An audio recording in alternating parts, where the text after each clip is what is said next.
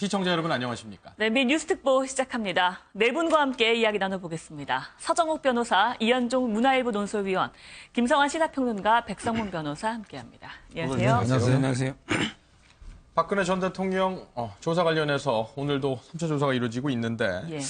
이 단순히 조사 내용 자체만을 볼 것이 아니라 뭐 변호인단 간의 갈등이라든지 이런 전략적인 부분이라든지 이런 것까지 함께 좀 구체적으로 좀 살펴보는 시간이 되도록 했으면 좋겠습니다. 일단은 뭐 검찰 측에서 구속 연장을 신청한다고 하는데 뭐 이런 경우가 좀 이례적인 건지 아니면 뭐 일상적인 건지. 제가 보기에 거의 뭐 한 번 정도 연기하는 거는요 통상적인 경우입니다. 네. 어떻게 중요 사건에서 저는 이제 크게 이유를 두 가지로 보는데 첫째는 이제 그 범죄 혐의가 워낙 많아요. 크게 보면 이게 한 13가지 정도 되거든요. 예. 이걸 이게 다 조사하려면 당연히 그런 연장할 수밖에 없고요. 그다음에 두 번째 가장 중요한 게 뇌물인데 이게 이제 그 공익재단을 통한 뇌물이나 또는 이게 그게 제3자 뇌물이잖아요. 그다음에 또 경제공동체 정유라 지원 이런 게 정말 이게 제가 보기에 이거는 사법 역사상 이런 거는 최초의 거의 중요한 사건이기 때문에 따라서 이게 조사할 게 상당히 많고 네. 그래서 아마 이게 연장하는데 다만 이게 18일, 19일까지 채울 것지는 않고 왜냐하면 이게 4월 17일이 이제 공식 선거가 시작되거든요. 예. 따라서 이게 아마 그 전에는 마무리하지 않을까 이렇게 예상이 됩니다. 네, 지금 계속해서 박 전 대통령이 혐의를 부인하고 있다고 하는데 추가 조사가 얼마나 의미가 있을까 이 부분에 대해서도 말이 많은 것 같습니다. 그래도 이게 부인을 해도요. 예. 어차피 이게 물증을 하나하나 제시하면서 그 태도는 답변은 더 거야 되거든.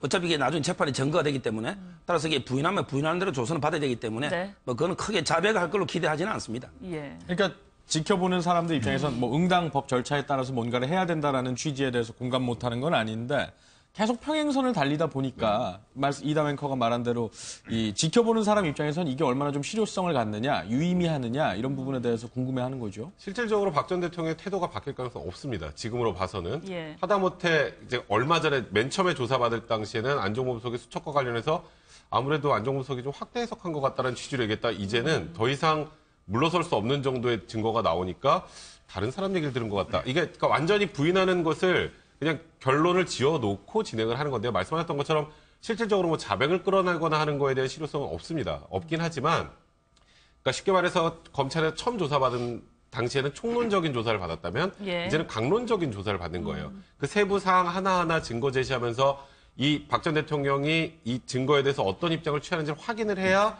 그 재판에서 이제 확인한 걸 기초로 해서 이제 재판이 진행될 수 있기 때문에 뭐 일반 국민들이 보기에는 어차피 다 부인하는 걸 뭘 저렇게 계속하나라고 할 텐데 그래도 이제 재판이 진행되려면 어쩔 수 없이 진행이 돼야 되는 과정이다 이렇게 보시면 될 것 같습니다. 예. 태도가 바뀔 가능성이 없다고 얘기를 해주셨는데 변호인단 내부에서 좀 갈등이 있다면서요. 변호를 그런 식으로 하면 안 된다라는데 이건 어떤 부분입니까? 사실 탄핵 때도 그렇고 그리고 이번에 검찰 조사 과정에서도 그렇고 변호인단이 좀 제대로 돼가지 못한다라는 생각은 계속 많은 국민들이 했을 거예요. 그런데 이제 특히 이번에 박근혜 전 대통령의 검찰 조사 과정에서 보면 이 구치소에 접견을 가는 것도 유영하 변호사 혼자 가고 조사에 참여도 유영하 변호사 혼자 합니다. 네. 조사 참여를 유영하 변호사 혼자 하는 건 그럴지 몰라도 접견은 여러 변호사가 들어가서 같이 전략을 짜야죠. 예. 근데 유영하 변호사가 박 전 대통령한테 얘기를 들으면 이제 일단은 이 내부에 서성원 변호사님이 이런 표현을 썼는데 네. 정보를 다 독점을 한다는 거예요.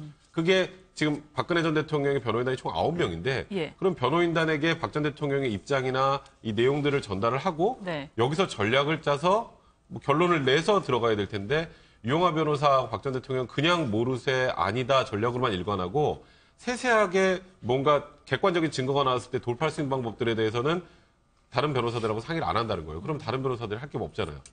그럼 안에 있는 것 자체가 굉장히 곤혹스러운 상황이 그래서 되니까 사임계 제출을 검토한다는 사임계 얘기가 제출을 나왔군요. 검토를 안 할 수가 없죠. 예를 들어서 제가 그쪽 변호인단이라고 가정을 할 때 예. 제가 할 게 없는데요. 할 게 없는데 뭐 하나요? 그러니까 지금 변호사들 내부에서 불만이 나오는 거고 유영하 변호사에 대한 불만이 나오는 거고 예. 전략 자체가 잘못돼서 계속 이렇게 가면 이거 실제로 진짜 징역형이 나올 수도 있다라는 얘기를 이제 안에 변호인단 내부에서 공공연히 하고 있는 상황인 거죠. 네. 사실 변호인들이 뭐 수임료 때문에 하시는 분들이 아니잖아요. 이게 사실은 이제 어떤 면에서 보면 박근혜 전 대통령 때문에 이제 하시는 분들인데 아마 초기의 분위기는 그랬던 것 같습니다. 초기에 이제 변호사들이 회의를 하면 그래서 이제 조금 그래도 중립적으로 보는 분들은 자 이런 부분에 대해서 검찰 수사를 받읍시다. 예를 들어서 뭐 특검 수사를 받읍시다. 뭐 헌법재판소에 나갑시다. 뭐 이런 식으로 해서 그래야지만 좀 그래도 법률적으로 접근하는 게 있었는데 유영하 변호사 같은 경우는 무조건 대통령은 무죄입니다. 뭐 이렇게만 주장을 했다는 거죠.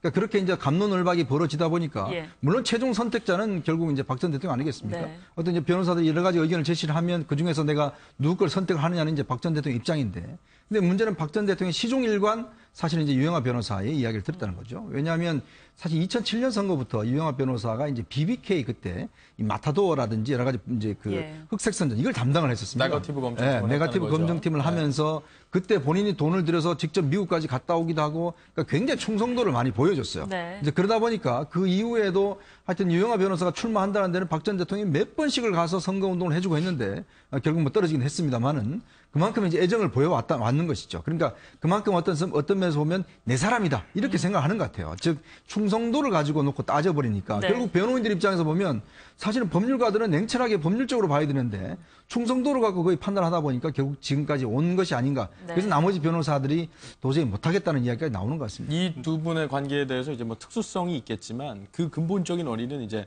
박 대통령의 소통 방식에서 찾는 사람들도 많아요. 그러니까 말씀하신 것처럼 비밀을 알고 있는 사람이 많아서는 안 된다. 뭐 이런 취지라는 거죠. 그러니까 박근혜 전 대통령의 어떤 소통 방식이 그대로 드러난 사례라고 볼 수 있는데요. 이번 경우 빼놓고 지난번에 헌재 그 박 전 대통령의 이제 대리인 단체도 마찬가지잖아요. 예. 오죽하면 각자들이라고 하는 표현을 썼겠습니까? 그때도 똑같은 현상이 벌어졌을 거라고 저는 예. 생각돼요. 그러니까 박 전 대통령의 가장 소통 방식이 잘 되는 한 변호사 옆에 두고 나머지 변호사들은 거의 들놀이 하듯이 서듯이 그렇게 변론을 하고 그렇게 변호사들끼리 또 얘기를 하다 보니까 서로 각자 의견이 다 다른 거예요. 그래서 통일이 안 되니까 결국 나중에 가면은 원래 우리는 그냥 각자 변론하는 거다. 그리고 한 사람은 아스팔트로 가고 한 사람은 변호한다고 가고 이런 식으로 이제 해왔거든요. 근데 이번에도 그런 모습들이 그대로 나타나고 있다 이렇게 봐야 될 것 같습니다. 근데 우리 그런 말 있잖아요. 한 사람의 머리보다 두 사람의 머리가 좀 더 낫고 세 사람 모이면 더 낫고 9명쯤 모이면은 정말 많은 얘기들을 할 수 있는 거 아니겠습니까? 근데 그렇게 하면 좀 더 법리적으로도 더 적극적으로 대응할 수 있는데 결국은 박 전 대통령이 믿을 만한 사람만 믿고 그 사람은 또 지금 유영하 변호사일 수밖에 없는데 유영하 변호사는 박 대통령과 소통할 수 있는 사람은 나밖에 없다. 이걸 가지고 다른 변호사들한테 일종의 뭐라 그러냐. 이것도 갑질에 해당이 되나요? 그러니까 소통한 내용을 다른 변호사들하고 제대로 또 소통을 안 하고 예, 예. 그러니까 다른 변호사들은 정말 우리는 여기 뭐하러 왔나 이런 생각을 할 수밖에 없다는 거죠. 그러니까 근본적인 원인은 박 전 대통령의 소통 방식으로부터 비롯된 일이다 이런 네. 생각을 할 수밖에 없습니다. 근데 이제 탄핵 심판 때는 일견 정치적으로 접근하는 것도 한 방법이 될 수는 있어요. 탄핵 심판이라는 것 자체는 완벽한 법률적 의미의 판단이라기보다는 약간 정치적인 요소, 여론도 좀 어느 정도 네.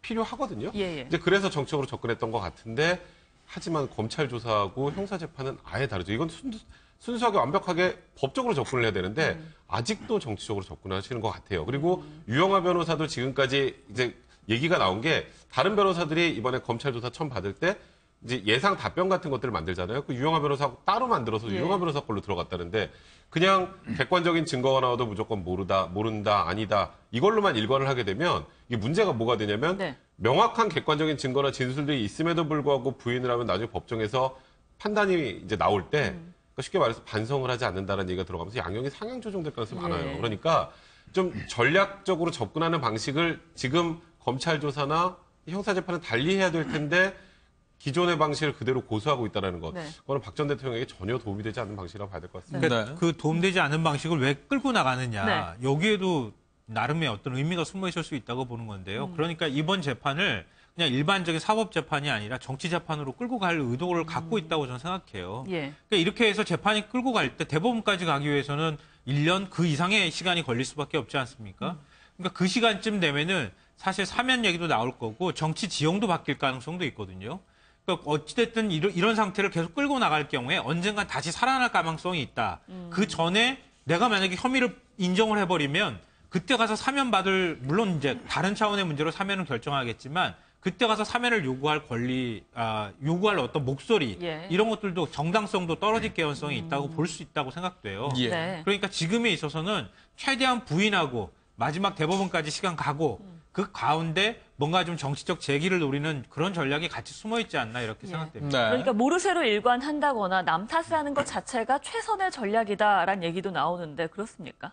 제가 보기에 저 서성근 변호사님 발언은 저는 이게 도저히 납득이 안 돼요. 예. 뭐냐면 이게 지금과 같은 변호 방식으로 징역형도 나올 수 있다. 네. 그럼 이게 변호 방식을 바꿔가지고 만약에 그럼, 인정할 건 예. 인정하고 부인할 거는 부인하면 징역형이 안 나옵니까?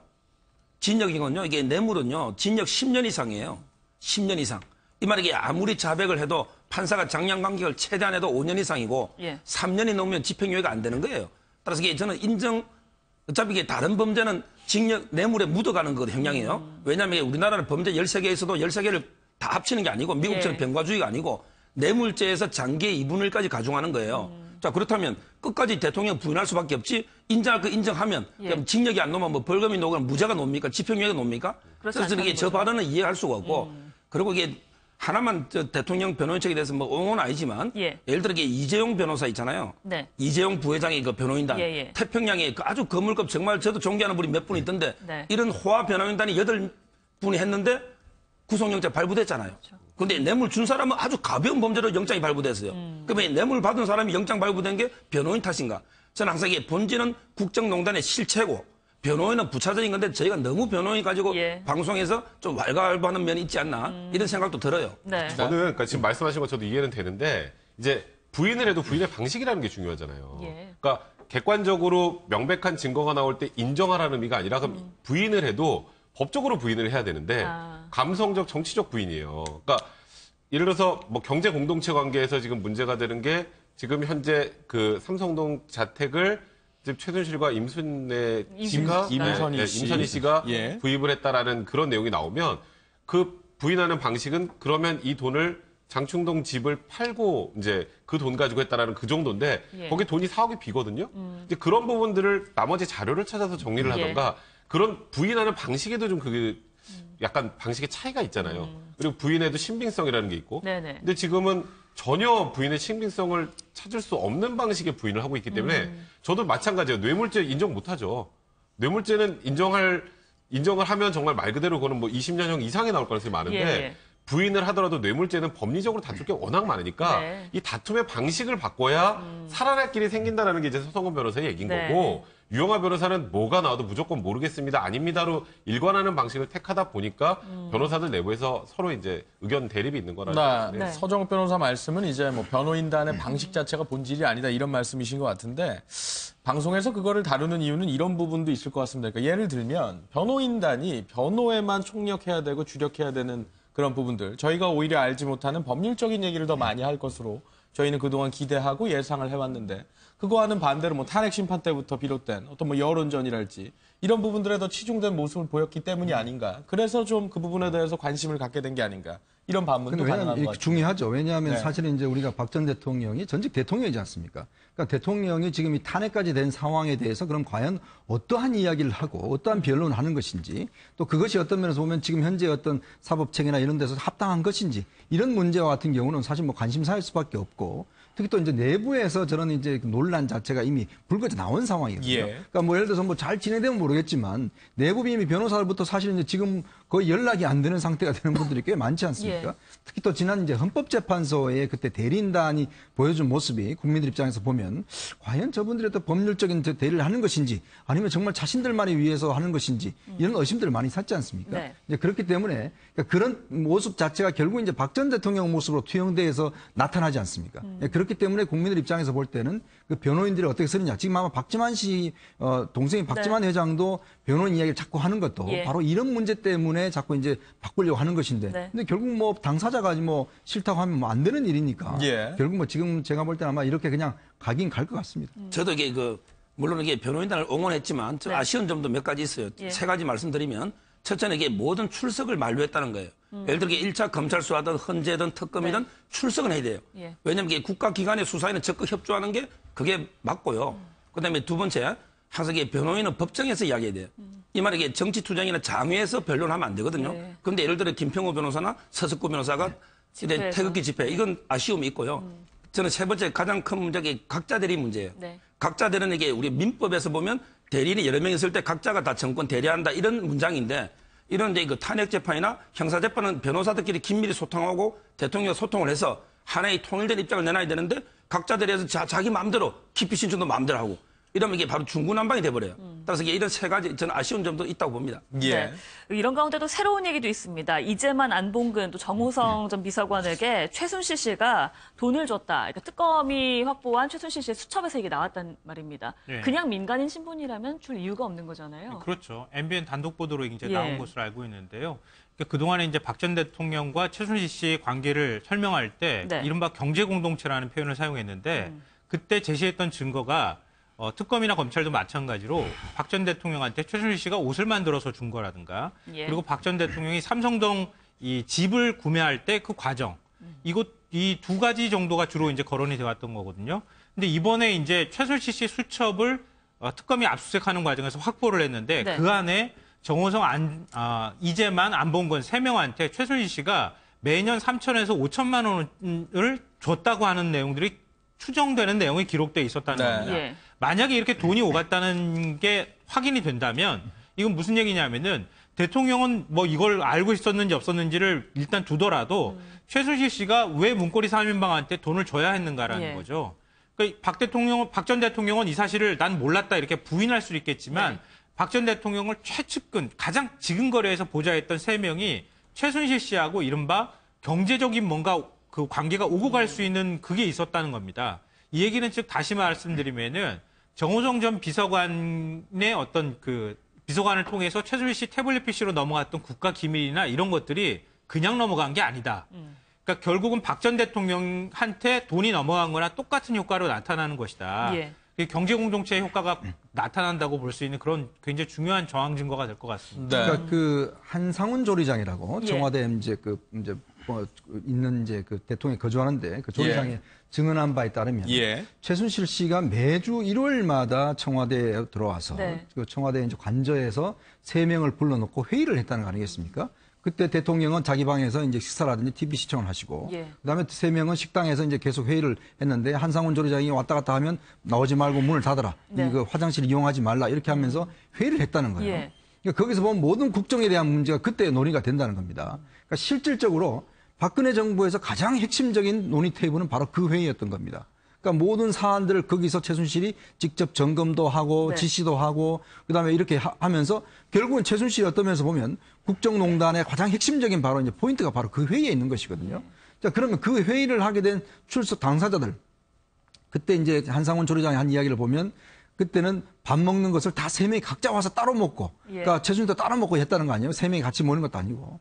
그러니까 그만큼 최순실이 이 3명을 돈으로 관리를 하고 실제로 또 이제 어떤 회의 같은 내용 같은 것도 직접 관리하고 문건을 받아보고 지시를 하고 특히 거기 역할 분담이 좀 돼 있지 않습니까? 예를 들어서 이재만 비서관 같은 경우는 인사와 관련된 문제. 왜냐하면 이재만 비서관이 청와대 인사위원회 멤버입니다. 예. 즉 거기 들어가기 때문에 인사와 관련된 문제. 자, 그럼 안봉근 비서관은 사람들을 왔다 갔다 데려다 오는 문제. 예를 들어서 지금 주로 보안 손님이라고 하는 사람들이 대부분 안봉근 비서관이 이영선 비서관과 함께 이제 왔다 갔다 했던 정황들이 나타나거든요. 자, 그 다음에 이제 지금 정호성 비서관은 중요한 문건들을 바로 최순실한테 넘겨줬던 네. 그런 역할들. 예. 자, 이런 역할들이 이제 거기에 대한 보상 차원. 만약 그런 거라면 제가 볼 때는 아마 이 부분도 검찰에서 지금 이야기한 게 지난번 그 이 2명 지금 이재만 안봉근에 대한 수사를 해야 된다는 이야기가 나왔지 예. 않습니까? 그렇다면 이 부분도 상당히 그 부분과 연관되어진다면 아마 앞으로 검찰이 좀 수사를 해야 될 것 같습니다. 네. 네. 법조인 두 분은 어떻게 보십니까? 이 정황들에 대해서. 사실 이런 정황들이 이제 박 전 대통령의 뇌물죄하고 연결될 수 있느냐 부분이거든요. 지금 예. 말씀하신 예. 의미 외에.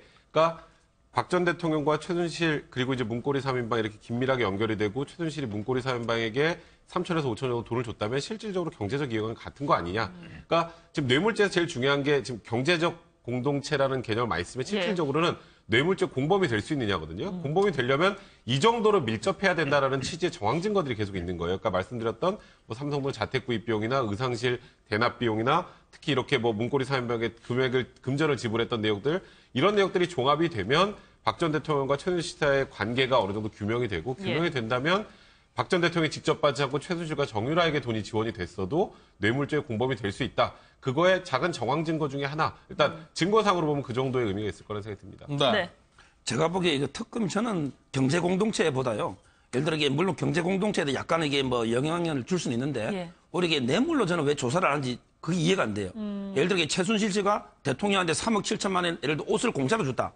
뇌물이라는 게 꼭 돈만 주는 거 아니잖아요. 예를 들어 옷을 주는 것도 뇌물이에요. 예. 그럼 이게 정말 정확하게 줬다면 뇌물로 기소를 해서 옷값을 준지 안 준지 한번 다퉈봐야 되는데 저는 이게 그 부분이 좀 그렇고요. 네. 그다음에 두 번째는 이게 이재만 안봉근 이분은 저는 특검법 2조 1항에 보면요. 딱 이래 돼 있어요. 정호성, 이재만, 안봉근의 그 공무상 비밀 누설행위 이게 예. 1호입니다. 예. 그런데 특검에서 전혀 소환도 안 했어요. 예를 들어 소환해가 조사를 해보고 혐의가 없으면 뭐 풀어줄 수 있지만 소환도 전혀 안 해보고 조사도 안 하고 이거 직무유기 아닙니까 특검이? 그런데 또 안봉근 비서관은 계속 경상 고향에서 여러 번 보였거든요. 예. 잠수탄 것도 아니에요. 예. 근데 왜 지금 특검도 안 하고 검찰도 안 하는지 의문이 들고 그다음에 그 경제공동체 이전에 아까처럼 돈을 주거나 이것도 이게 마찬가지입니다. 보좌관한테 또 이렇게 청와대 비서관한테 돈을 주면 사실 공짜 돈은 없잖아요. 그럼 이게 정확하게 뇌물로 기소를 해서 한번 밝혀보는 이게 필요한 게 아닌가 이런 생각이 들어요. 근데 그 부분을 뇌물로 봐버리면 박근혜 전 대통령과 최순실의 공범관계 깨져요. 그렇죠. 그 뇌물이 그렇죠. 예, 그러니까 주고받는 뇌물을 관계라면. 주고받는 관계라면 이 둘이 공범관계라는 거하고 좀 모순이 되잖아요. 그러니까 특검과 검찰이 보는 관점은 이렇게 돈이 오간 게, 예. 그러니까 최순실이 뭔가 박 전 대통령에게 대가를 바라서 돈을 줬다라기보다 이 둘은 원래 경제적으로 이렇게 서로 이제 뭐 옷값도 대신 내주고 뭐 집 살 때도 대신 사주고 할 정도로 긴밀한 관계였다는 취지로 이 네. 부분들을 다루고 있는 거기 때문에 그렇게 바라보면 이걸 뇌물로 바라볼 수가 없는 부분이 있는 것 같고요. 이게 뇌물로 바라보면 말 그대로 경제공동체 관계는 깨지게 되는 거기 때문에 일단 네. 검찰과 특검에서는 최순실의 독자적인 뇌물 뭐 그 부분보다는 이 둘 사이 관계의 정황 증거로 사용하는 게 아닌가. 그러니까 두 개 양립하기가 좀 어려운 부분이 있는 게 아닌가 뭐, 싶네요. 조금 더 보충해서 말씀드리면 네. 최순실 씨가 준 돈은 박 전 대통령이 준 돈하고 동일한 돈이다 이렇게 보는 거잖아요 지금. 특검이요. 예. 예. 그러니까 검찰은 특검이 이제 그렇게 얘기를 했으니까요. 했었죠. 예, 특검이 바라봤을 때는 최순실 씨가 문고리 3인방한테 돈을 준 게 아니라 박 전 대통령이 줘야 될 돈을 최순실 씨가 대신 준 것이다 이렇게 보는 거죠. 그렇게 해야지 경제 공동체라고 하는 개념이 성립이 될 수 있다는 거죠. 네. 그러니까 좀 넓은 개념으로 보면은 박 전 대통령과 문고리 3인방, 최순실 이 세 사람은 같은 큰 한 덩어리 안에서 움직인 사람이다 이렇게 보고 박 전 대통령과 최순실 씨가 같은 한 몸이라고 한다면 그 나머지 세 사람은 그냥 같이 그 안에 범주 안에 들어가서 그러니까 사사로운 일들을 처리해 주는 정도의 사람으로 보는 개념으로 보지 않을까 싶고요. 예. 예. 만약에 박 전 대통령이 여기에 대해서 항변을 하거나 확실하게 수첩에 있는 게 물증이라고 한다면 항변을 한다 그러면은 나는 모르는 사이에 자기들끼리 최순실이 이권을 챙기기 위해서 나와 관련 없이 자기들끼리 주고받았던 뇌물이다. 오히려 그럴 때 박 전 대통령이 그러니까 항변하는 논리로 뇌물이라는 걸 얘기하지 않을까 그런 생각이 듭니다. 예. 근데 제가 보기엔 뭐 특검에서는 이게 경제 공동체를 미리 전제해버리니까 예. 아예 뭐 뇌물은 아니다 이렇게 볼지 몰라도 지금 이게 그 옷값도 대신 냈다는 게 있고 또 대통령 측은 지불했다 현금으로 예. 이런 주장이 지금 상반하고 있잖아요. 네네. 이 부분도 이게 마찬가지입니다. 아직 확실한 건 아니잖아요. 확인해봐야 그렇다면 되는. 이게 일단 경제 공동체 이전에 뇌물을 먼저 이게 조사를 함으로써 팩트를 네. 정확하게 옷값을 줬는지 안 받는지 팩트를 확정하고 이게 나중에 경제 공동체라고 보면 그럼 뇌물로 기소 안 하면 되는 거거든요. 예, 예. 그런데 이렇게 되면 이게 팩트 자체가 지금 밝힐 방법이 없어요.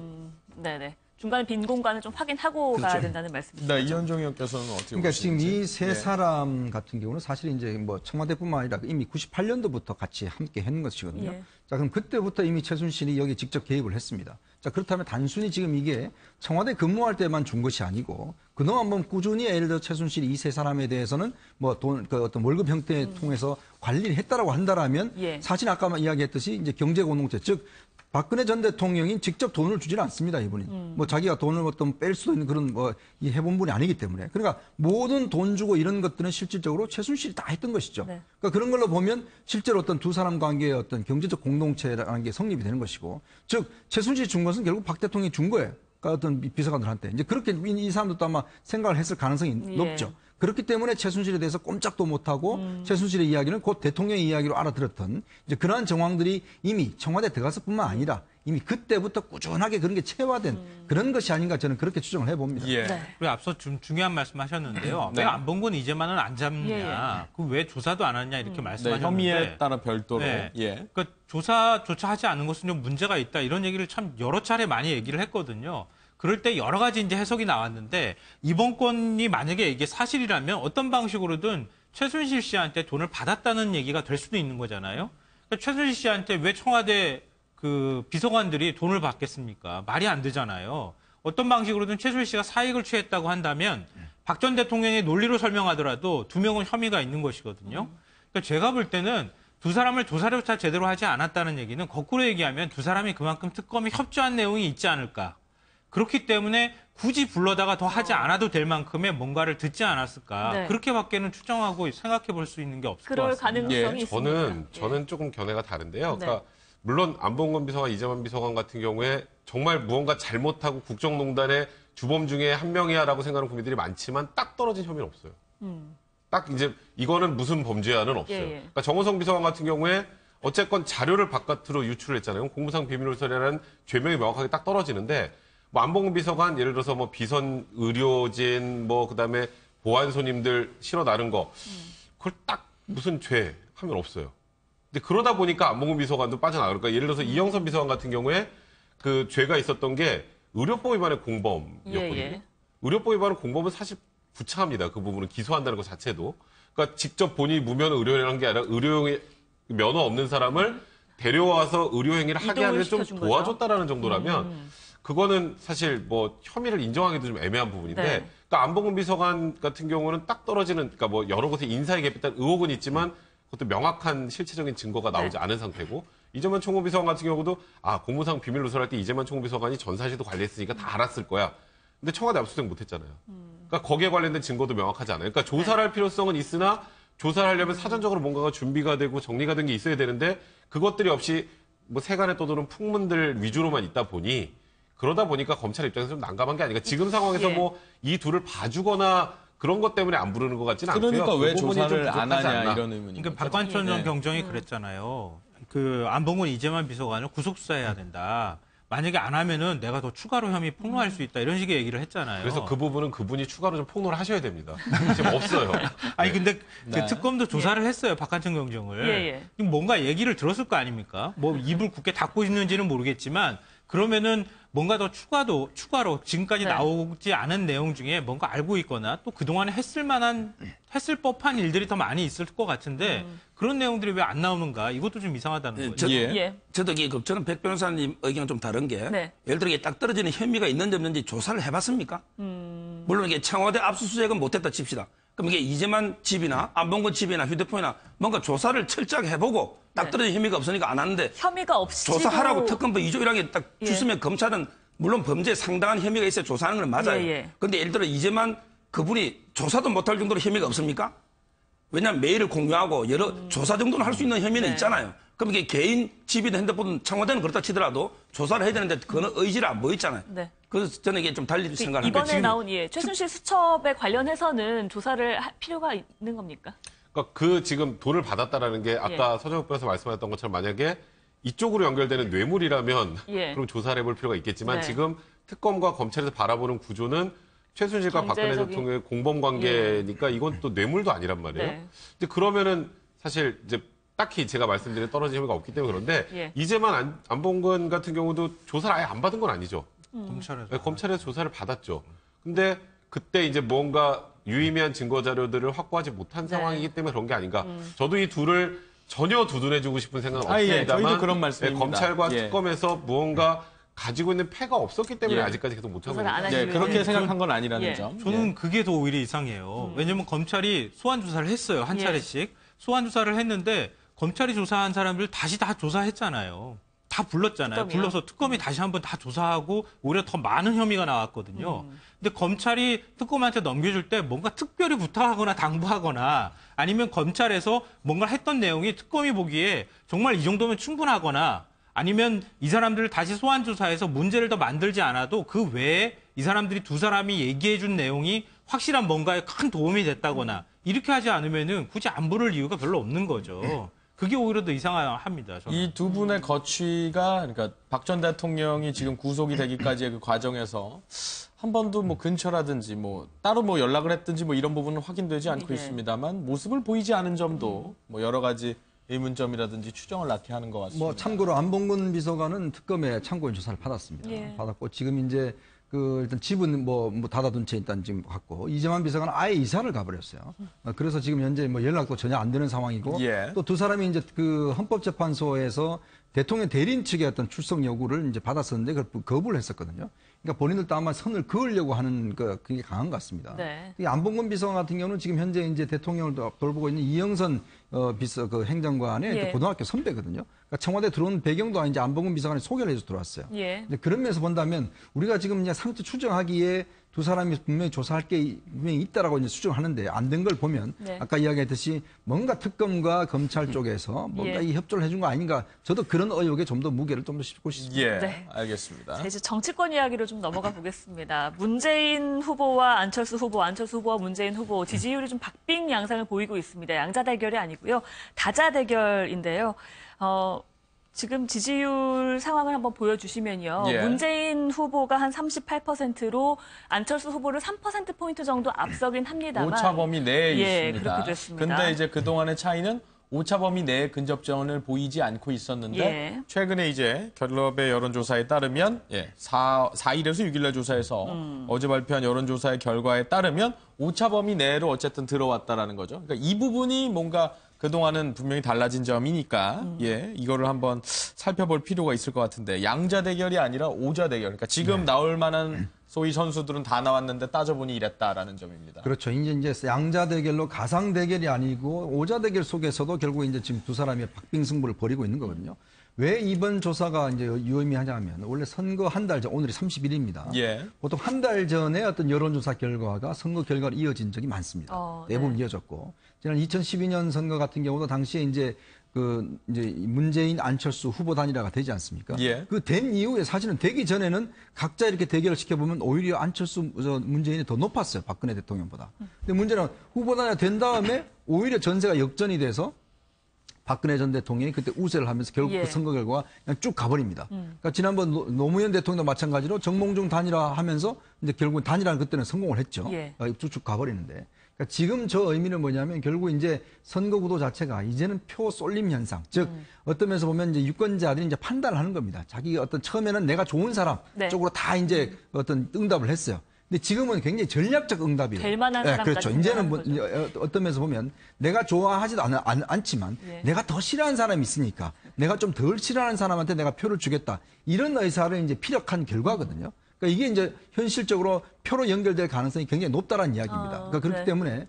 이번 조사는 이제는 더 이상 인기 투표는 아닙니다. 이제부터는 전략적 투표 결과, 어떤 답 결과거든요. 네. 즉 내가 이번 선거에서는 마음에 들진 않지만 나는 이 사람을 통해서 내 어떤 의사를 표현하겠다. 이런 식으로 이제 점점 고착화되는 단계이기 때문에 예전 같은 큰 어떤 변동은 별로 없을 겁니다. 그렇지만 지금부터는 작은 어떤 정치적 이슈에 따라서 조금씩의 등락은 있을 겁니다. 네. 이런 결과들이 이제는 선거 어떤 끝까지 어떤 면에서 본다면 상당히 지속될 수 있는 가능성은 저는 있다고 봅니다. 예. 저는 이게 그 안철수 후보가 이게 아주 그 요즘 지지를 뜬 게 두 가지로 보는데 네. 첫째는 이제 그 정치 구도 문제하고 그다음에 개인적인 변화로 보는데요. 예. 정치 구도는 이제 이현종 우리 위원님 설명한 대로 제가 보기에는 이게 두 가지로 첫째 반문 정서.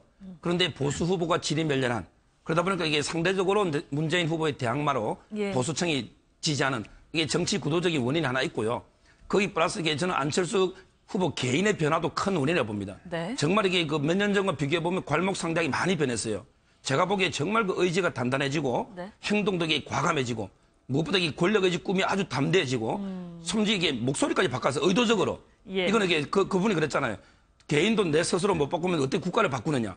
저는 이게 그분이 아주 이런 권력의지가 담대해진 게 상당히 지지율 상승에 큰 일조가 됐고 앞으로 이제 과제는요. 지금까지는 이제 안철수 후보가 가장 좋아서 뭐 최선의 후보라 지지한 게 아니고 예. 상대적으로 이게 반문 정서 때문에 차악의 선택이기 때문에 됐는데 이제는 정말 이게 안철수 후보만이 뭔가 보여줄 수 있는 자기 스스로 표를 가져오는 이런 노력이 이제 필요한 것 같아요. 네. 그래서 이제 말씀을 드리면 뭐 이 얘기가 안철수 후보에게 오히려 뭐 불리하게 들릴 수도 있겠습니다만 그래서 이제 뭐 거품론이라는 이쪽 입장에서 설명한다고 전제를 하고 그래서 이제 거품론이라는 얘기를 하는 것 같아요. 그러니까 온전히 이 후보에 대해서만 뭐 지지하는 것이 아니라 여러 가지 상황을 고려했을 때 이런 것이다라는 해석이 나오고 있는데 그러니까 뭐 우리 이제 주식시장에서도 주가가 한꺼번에 이렇게 많이 몇 배씩 3.5배 지금 이제 지지율이 올랐으니까 한 예. 3배 반 주가가 올랐으면 이제 조정기에 들어갈 것이다 이렇게 예측하는 게 일반적인 상식이잖아요. 예. 그러니까 그 기본적으로 지금 대선에서도 비슷한 현상이 나타나고 있는 것은 분명해 보입니다. 그러니까 너무 빠른 시간 안에 지지율이 올라갔기 때문에 과연 그 지지자들이 충성도를 그만큼 가질 수 있을 것인가라고 하는 상식적인 의문을 충분히 가질 수 있다고 봐요. 더군다나 문재인 후보의 경우에는 적극적 지지층이 굉장히 상당히 한 30% 가까이 그동안에 쭉 이어져 왔기 때문에 그 이하로 빠진 적은 거의 없거든요.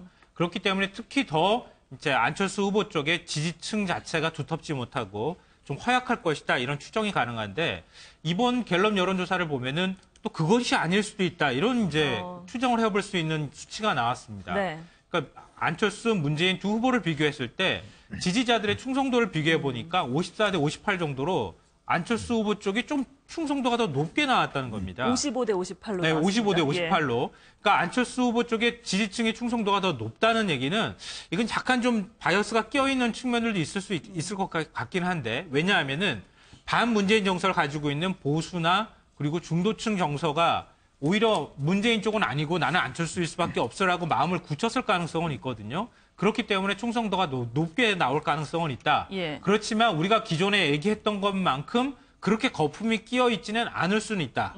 이걸 이번 조사 결과가 보여주는 것 같습니다. 네. 충성도라는 취지가 전략적 충성도죠. 그러니까 실질적으로 말하면 안철수 후보가 10%에서 2주 전에 지금 35%까지 올랐죠. 그러니까 말 그대로 이게 최초에는 반기문 총장에 가 있었던 게 그 뒤로 안희정 지사에게 왔다가 그다음에 이제 그게 안철수 후보에게 온 거거든요. 근데 그게 아까 말씀하셨던 것처럼 홍준표 지사나 유승민 후보 같은 경우에는 지금 소위 말하는 보수와 진보로 이분화했을 때 과거에 한 50 정도를 보수가 가졌다면 이 두 분이 가지고 있는 게 20이 안 돼요. 15 정도밖에 되지 않습니다. 그러니까 그러면 이제 보수 유권자들 입장에서 나머지 한 35는 지금 다른 사람한테 간 거죠. 예. 그러니까 그러니까 말 그대로 떠다니는 이 지지층이 어디로 가는 게 지금 어찌 보면 문재인 대표를 떨어뜨리는데 가장 좋을까를 가지고 판단하는 거거든요. 예. 근데 그게 이제 안철수 후보한테 간 거고 그러다 보니까 이 말한 거품은 아니지만 굉장히 충성도, 그러니까 실질적인 충성도는 낮을 수밖에 없죠. 이게 갑자기 올라온 거니까. 이제 제일 중요한 건 지금 계속 그래서 양쪽에서 네거티브 공방이 있는 상황이잖아요. 문모닝 하다 이제 암모닝이 시작이 됐는데 예.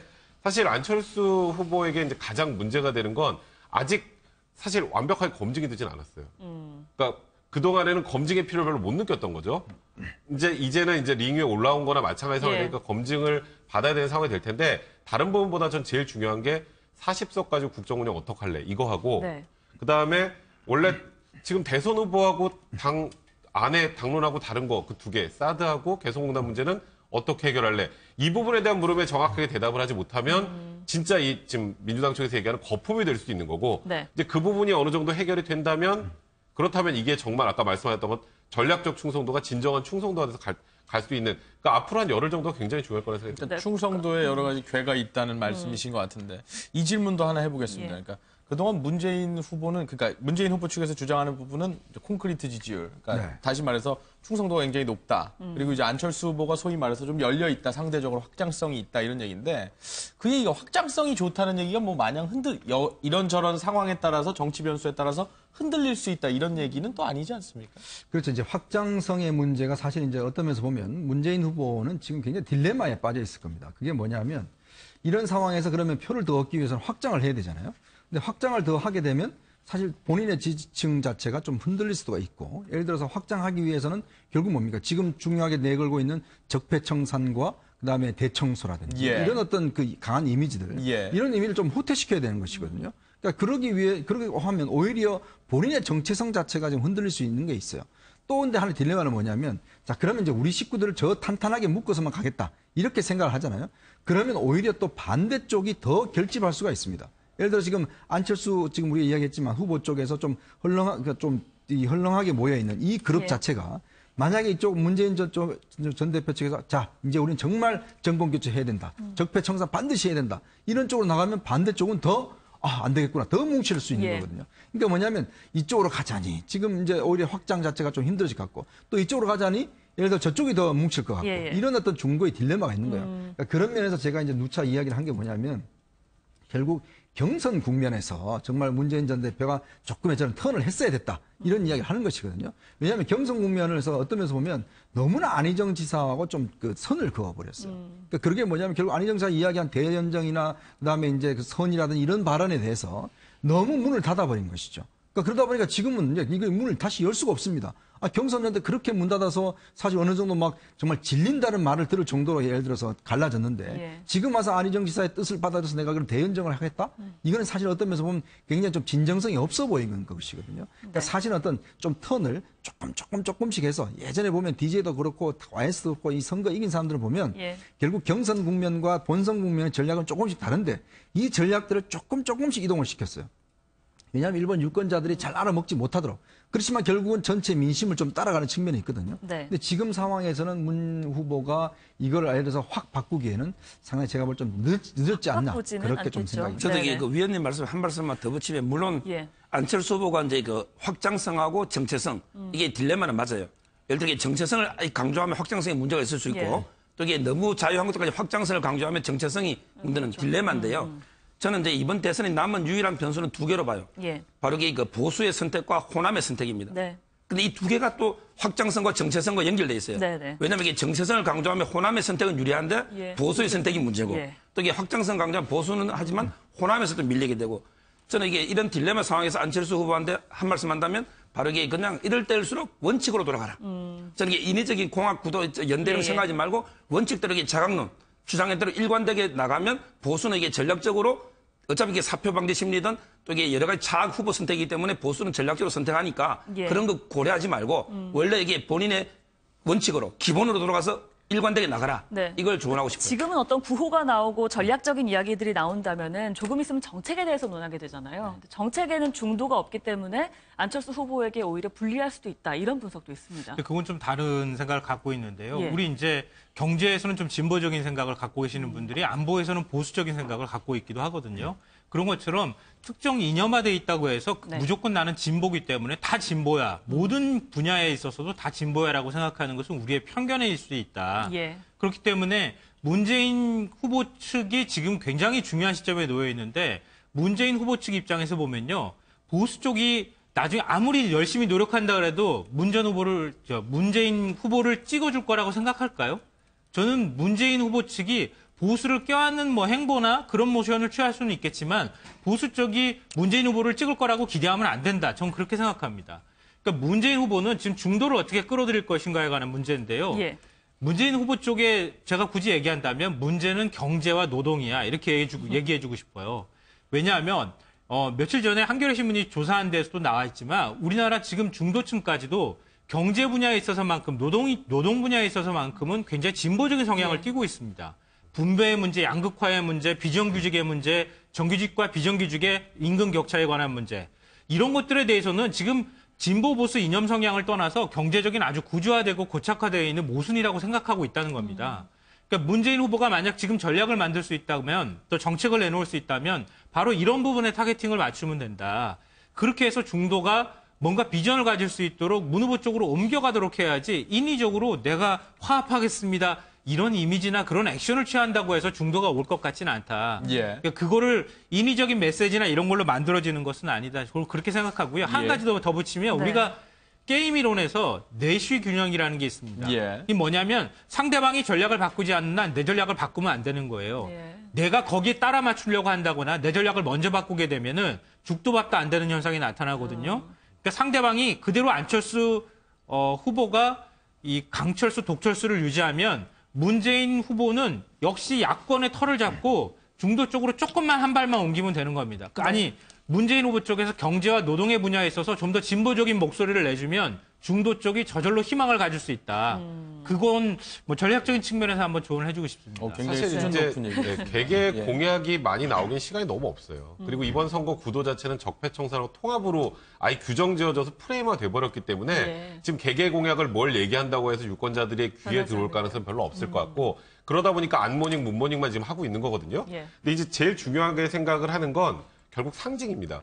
지금 원래 보수 쪽 유권자들이 아까 전략적인 선택을 해서 안철수 후보에게 지금 지지를 많이 보내고 있는데 네. 그 근저의 원인 중에 하나는 그 안보에 관련된 부분이거든요. 사드 어쩔 수 없다. 이건 받아들여야 된다.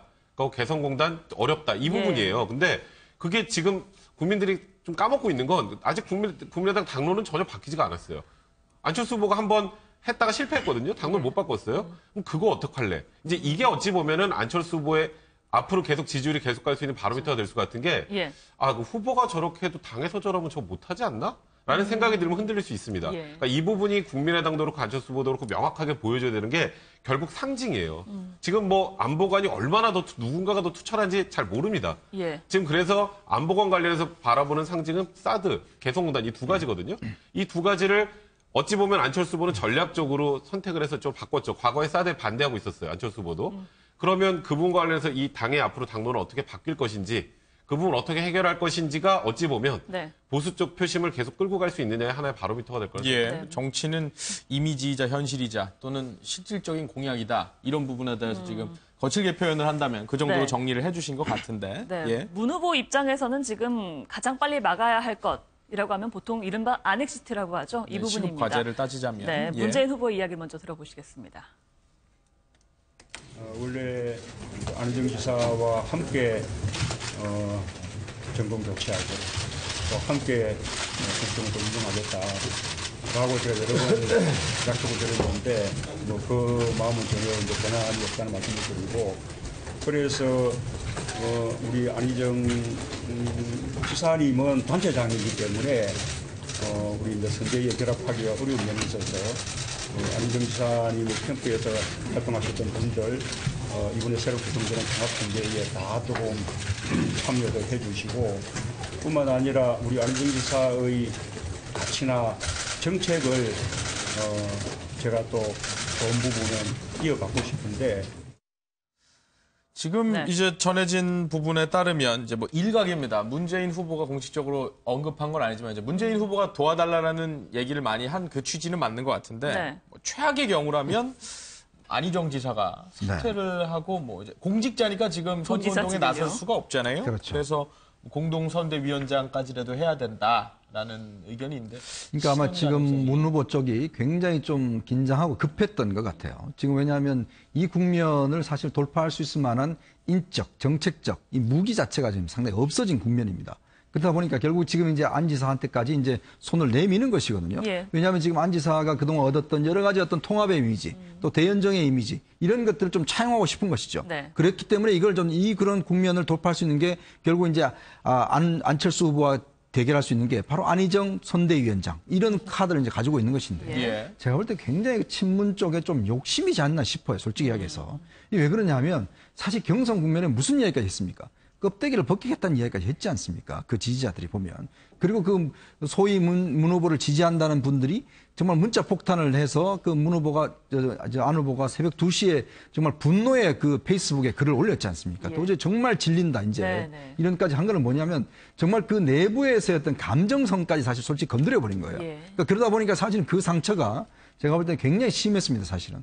그래서 안 지사 같은 경우는 어떤 이야기가 했냐면 마지막에 이제 그런 인터뷰를 할 때 나는 뭐 이제 끝나면 바로 지사하면 되는 것이고 뭐 그런 것이다라는 정도로 이제 이야기까지 나왔었거든요. 그러니까 그러면서 보면 이런 지금의 상황이 생길 것을 제 왜 문 후보 쪽에서는 예측을 못 했는지 저희가 수차례 이야기를 했지 않습니까? 즉 이 경선이 끝나면 바로 그다음에 대통령이 구속되면 이미 타켓이 없어지기 때문에 이런 국면이 분명히 온다. 그러면 뭔가 연대의 틀을 좀 더 넓혀놔야 되는데 문제는 그 넓혀놓은 자산을 그냥 경선 승리라는 목적 앞에서 다 버려버린 것이죠. 그러다 보니까 지금 가서 손을 벌려버리면 네. 안 지사 입장에서는 과연 지금 도의사 던지고 와서 지금 할 수 있는 상황이 되겠습니까? 그리고 이것 자체가 보면 명분도 별로 없어요. 그러면서 본다면 지금 문 후보 쪽에서 상당히 어떤 욕심을 부리고 있는 것인데 어떤 면에서 보면 그동안 너무나 이 상황 자체를 좀 안이하게 봤던 그런 결과가 아닌가 저는 그렇게 생각이 듭니다. 된다면 좀 극적인 효과는 크지 않을까요? 제가 보기에 그 지사직을 던질 사람은 홍준표 지사입니다. 홍준표 지사에게 던지고 갑자기, 안희정 지사는 예. 던지면 안 돼. 홍준표 지사는 오히려 꼼수로 연기하는 거예요, 이거는. 네. 뭐 12시에 사퇴해서. 그 말씀은 그건 이따 다시 나누겠습니다. 예. 제가 보기에 안희정 지사가 왜 지사를 던집니까? 그 저는 이제 이 부분에 대해 한 말씀 드리면 제가 보기에 안희정 지사는 루비콘 강을 건너지 않았어요. 주사위를 던지려고 만지작만지하다 안 던졌어요. 예. 왜냐하면 이게 로마의 카이사르가 루비콘 강을 건널 때 이 강을 건너면 인간 세계가 불행해지고 안 건너면 내가 파멸한다 그래서. 근데 안희정 지사는 건너버리면 다 공멸이고 안 건너도 안희정 지사는 파멸 안 해요. 차기가 있거든요. 따라서 이 안희정 지사는 루비콘 강을 안 건넜어요. 네. 근데 제가 보기에 안희정 지사 지지층이나 이재명 지사 지지층 중에는 상당 부분이 루비콘 강을 건너버렸습니다.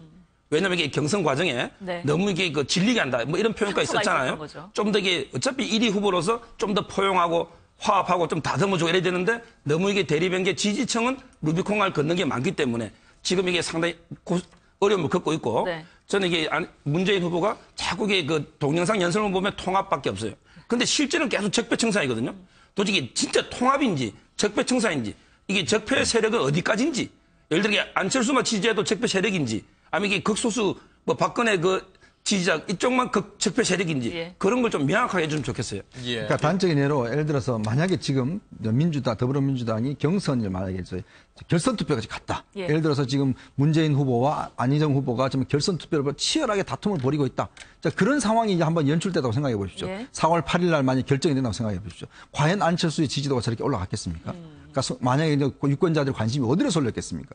자, 그런 전략으로 생각을 해보면 사실 문 후보 쪽에서 사실 이 전략 자체를 뭐 경선에서 압도적으로 승리를 하겠다. 이런 쪽으로 너무나 가다 보니까 결국 어떤 경선의 흥행, 즉 본선의 흥행 이런 부분들을 상당히 간과한 저는 측면이 있다 봅니다. 네. 예. 그러니까 지금 뭐 안희정 지사가 문재인 후보를 도우면은 뭔가 시너지가 날 것이다 이렇게 기대하는 거는 그건 우리의 감성적인 기대라고 생각해요. 아, 예. 그렇습니까? 왜냐하면 예. 이전에 DJP 연합도 그건 굉장히 전략적인 결합이었었지. 그걸 누가 누구를 밀어주는 차원의 문제가 아니었고요. 네. 뭐 노무현 전 대통령의 후보다 정몽준 후보하고의 어떤 단일화 문제도 사실은 그것도 굉장히 전략적인 문제였습니다. 누가 누구를 밀어주는 게 아니었거든요. 두 사람이 색깔이 다른 사람이 만나가지고 후보 단일화를 했다고 하는 뭔가 시너지나 이런 것들이 있었고 정책적인 문제에 대해서도 서로 간의 협의들이 굉장히 많이 오고 갔던 거예요. 그러니까 지금 문재인 후보와 안희정 지사가 지금 우리는 원래 같은 동지였어라고 확 끌어안는다고 해서 국민들이 쫙 움직인다거나 안희정 지사 측 지지층이 다시 문재인 후보한테 갈까요?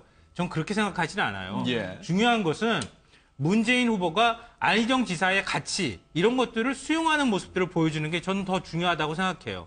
그냥 같이 만나서 호프데이하고 같이 예. 뭐 술 한잔 한다 그래서 그게 풀어지는 게 아니거든요.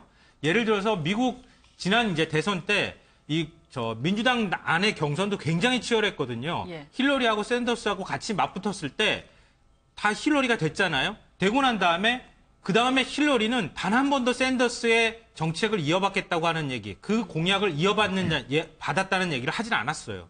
그러니까 그게 힐러리가 패한 가장 중요한 원인이라는 얘기도 하거든요. 왜냐하면 샌더스는 미국 국민들이 가지고 있었던 양극화의 문제라든가 이런 것들을 굉장히 잘 찔렀거든요. 예. 그걸 정책으로 만들어내고 우리식으로 말하면 반값 등록금 공약도 하고 여러 가지 혁신적인 공약들을 내놨는데 그걸 힐러리가 안지 못했던 게 패인이다. 이런 분석이 나오는 것처럼 예. 지금 문재인 후보가 중요한 것은 물론 화해하는 모습도 중요하겠지만 안희정 지사가 내세웠던 가치나 아니면 공약들을 어떻게 안아갈 것이냐. 네. 저는 안 지사의 가치나 신념, 철학도 같이 안고 가는 후보라고 하는 것들을 강조하는 게 제가 볼 때 훨씬 더 효과적이다. 경선 그렇게 과정에서 생각합니다. 그렇게 비판을 했는데 다시 안고 갈 수는 현실적으로 있겠습니까? 힘들죠. 예. 그러니까 저는 이게 어찌 보면 전략의 실패라는 생각이 좀 드는 게 최초의 이 선거구도 자체가 이 탄핵 이후에는 사실상 이 문제, 그러니까 민주당 후보를 제외한 다른 당들이 단일화를 하기는 쉽지 않다라고 처음부터 생각을 한 거죠. 다자구도로 가면 우리 확실한 지지층만 결집하면 무조건 대통령이 된다였는데 예. 문제는 예상 밖으로 이 오자구도에서도 이게 표가 쏠림이 안철수 쪽으로 가다 보니까 이제 급해진 거잖아요. 근데 아까 말씀하셨던 것처럼 사실 이 민주당의 그 경선구도 자체를 우리들이 여기서 이제 나와서 얘기를 할 때 사실상 이게 본선 직행으로 네네. 가는 그 코스나 마찬가지다라는 얘기를 많이 했었는데 그러다 보니까 이 안에서도 사실 보수층 유권자들이 안희정 지사를 많이 지지하고 진보 쪽에서 문재인 후보와 이재명 성남시장을 지지를 했는데 그러다 보니까 안희정 지사의 대연정, 선의 발언은 정말 있을 수 없는 일이었던 거예요. 문재인 후보 지지층에서는. 예. 근데 지금 와서 그걸 수용한다고요? 그건 앞뒤가 안 맞잖아요. 그러다 보니까 지금 이러지도 못하고 저러지도 못하고 하는 상황이 된 거고 그래서 문재인 후보도 일단 대통령 후보가 되자마자 현충원 가서 이 바로 직전에 현충원 갈 때는 이승만, 박정희 대통령 모욕 안 갔어요. 근데 예. 이번에 가잖아요. 이제 급하거든요. 그러니까 그게 사실 유권자들 입장에 진정성이 보이느냐 하면 그게 아니거든요. 그러니까 그러다 보니까 문재인 후보는 본의 아니게 본인이 가뒀어요. 본인이 확장할 수 있는 걸 막아놓은 상태에서 경선만 이기면 대통령이 된다고 판단했으나 지금 구도가 묘하게 돌아가다 보니까 닫아놓은 상태 다시 열자니 좀 이런 표현 쓰기 뭐하죠? 민망해진 상황이 된 거죠. 지금 여기서 대연정을 어떻게 받아들입니까? 대연정은 적폐 세력하고 연합이라고 선을 딱 거놨는데 지금 안철수 후보에게도 적폐 세력 얘기 비슷한 얘기를 하고 있는 거와 같은 궤도기 때문에 사실 지금 뭐 더불어민주당 문재인 후보 입장에서는 굉장히 당혹스러운 상황이 아닌가 개인적으로 생각합니다. 예. 여기에는 제가 잠깐 그 보완으로 얘기를 예. 해드려야 될 것 같은데요. 그러니까 제가 말씀드렸던 그 안희정 지사의 어떤 가치라든가 이런 것들은 그냥 대연정이나 이런 가치만 말씀드린 게 아니라 예를 들면 기본소득 문제도 있습니다. 네. 그거는 이재명 시장도 얘기했던 거거든요. 그것뿐만 아니라 여러 가지 공약적인 면에서 안 지사가 내세웠던 것들이 있거든요. 그런 것들을 어떻게 수용할 것인가에 대한 비전을 주면 된다. 그러니까 그런 면에서 오히려 저는 이번에 이제 문재인 후보의 지지율이 정체 상태고 그 안철수 후보의 지지율이 올라가는 것은 야권 내가 흔들렸기 때문에 더 그런 측면이 있다. 그러니까 문재인 후보 쪽을 바라봤던 사람들이 지금 다시 안철수 후보를 바라보기 시작하는 게 오히려 더 무섭다. 그러니까 지금 야권에서는 사실 자기가 잡아놓을 수 있는 물고기가 한 100마리가 있으면은 그 100마리를 자기가 가둬와가지고 자기가 잡을 수 있어야 하는데 지금 그것조차도 못 잡고 있는 상황이다. 네. 그게 훨씬 더 저는 위험한 상황이라고 봅니다. 예. 저도 지금 예. 하나 말씀드리면 개별 공약 그렇게 하나하나 수용은 굉장히 중요하죠. 네. 당연히 그래야 된다고 생각하는데 그게 유권자들 눈에 잘 안 보여요. 유권자들은 큰 것만 보인단 말이에요. 그러니까 지금 말씀하신 그런 정치 전문가들이 하나하나 세세적으로 바라보고 이렇게 해서 안희정 지사와 이재명 성남시장의 중요한 공약을 포용했으니까 이게 전체적으로 포용하는 그림으로 가는구나로 보이면 좋으나 지금 사실 일반 유권자들의 눈에는 적폐청사하고 대연정 통합 이거밖에 보이지 않습니다. 네. 민주당의 경선에서는. 이제 그런 가치가 이렇게 딱 충돌해 놓은 상황에서 저쪽 가치를 배제해 놓은 상황이기 때문에 지금 세세의 공약을 흡수한다고 하더라도 그게 표가 안 난다는 거. 이제 그게 어찌 보면 가장 큰 또 네, 한계고 정책론과 문제라는 이미지론이 오히려 계속해서 두 분 사이에 충돌하는 듯한 그런 모습을 보이고 있는데요. 네, 야권의 내 사람들을 잡아야 한다 이런 얘기가 나왔는데요. 네. 지금 민주당 내부에서 물론 문재인 후보가 예를 들면은 박용진 의원한테는 직접 전화해서 도와달라 네. 뭐 하겠다라고 얘기는 했었지만 네. 선대위원장으로 거론된 박영선 의원 같은 경우에는 본인은 실제 연락을 받지 못했는데 보도는 그렇죠. 나갔단 말이에요. 근데 사실 이제 제가 이렇게 취재를 해보면 예. 문재인 후보가 이제 사람을 어떤 끌어들이는 방식 네. 이게 좀 제가 볼 때는 이게 좀 상대방이 느끼기에 정말 진정성과 적극성을 좀 못 느끼는 것 같아요. 예. 지난 우리 2012년에 한번 되돌려 보면 그때 안철수 후보 단일화 했지 않습니까? 자, 그럼 얼마나 고맙습니까? 그러면 예를 들어 안철수 후보를 정말 적극적으로 끌어안고 뭐 예. 이렇게 해야 되는데 어떤 면에서 보면 좀 이렇게 어정쩡한 그런 모습이었어요. 그러다 보니까 안철수 후보가 결국은 선거날 그냥 배낭 메고 미국 가버렸지 않습니까? 그렇게 결국 못 끌어안았죠. 자, 안철수 지금 안희정 지사도 마찬가지입니다. 예. 제가 볼 때는 만약 제가 참모라면 네. 그 선거 끝나고 경선 끝나고 다음 날 바로 저는 충남도로 내려갈 거예요. 그러니까 바로 가서 안희정 지사 그 아침에 만나서 예. 정말 고맙다 동생 그리고 앞으로 같이 하자 이렇게 했을 텐데 문제는 이제 바로 양산에 가버리셨어요. 그리고 하루 동안 쉬어버렸습니다. 예. 자, 그날 무슨 사태가 벌었죠? 이현경 의원이 그 후보 당적을 보내고 이현주 이현주 의원이요? 의원이 예. 저 국민의당으로 가버렸죠. 예. 자, 그리고 이제 그 국민의당 가면서 전화 한 통 없었다라고 이야기를 합니다. 지금 박영선 의원도 똑같은 이야기예요. 예. 지금 자기 박영선 의원 정도 되면 그 캠프의 2인자지 않습니까? 예. 자, 그러면 2인자 정도 되면 문재인 후보 가서 제가 볼 때는 아마 적극적 끌어안아 있어야 돼요. 정말 그 집 앞에 가서라도 정말 선대에 참여해 주십시오. 네. 하고 이야기를 했으면 안 올 수 있는 명분이 없지 않습니까? 근데 박영선 의원도 전화 한 통 없었다. 네. 그다음에 이현재 전 경제부총리 같은 경우도 예. 굉장히 거물급이시잖아요. 이런 분들을 상임 고문으로 모시는데 나하고 상의 한마디 없었다 예. 해서 본인은 거절을 했지 않습니까? 예. 이런 하나하나의 모습을 보면 결국은 과연 그럼 통합을 할 생각이 있는가? 이런 것에 대한 전적인 의문을 들게 하는 것이거든요. 네. 그러니까 그런 면에서 볼 때는 좀 뒤늦게 제가 볼 때는 아마 문재인 후보가 내려가서 다시 뭐 충남도지사하고 만나고 하는데 상대방이 느끼기에 진심어리다라고 느낄 정도로 해야 되거든요. 사실 이게 중요한 게. 근데 지금 보면 정말 그 중요한 초반 타임을 저는 굉장히 놓쳤다라고 봐요. 그러니까 그런 면에서 본다면 오히려 안철수 후보가 그날 전당대회 날 본인이 연설하지 않고 바로 그 첫 번째 연설을 손학규 후보한테 양보했지 않습니까? 그리고 박주선 후보 연설하게 했지 않습니까? 그러니까 이런 모습 자체가 보면 상대방이 느끼기에는 상당히 감정적으로 다르게 느껴지는 거죠. 예. 일단은 뭐 오자구도 속에 뭐 양강구도라는 지지율상으로 봤을 때 이를 저지해서 양강구도로 비춰지는 부분들이 있는데 지금 그래서 저희도 두 후보에 대해서 집중적으로 이야기를 나누고 있고요. 네.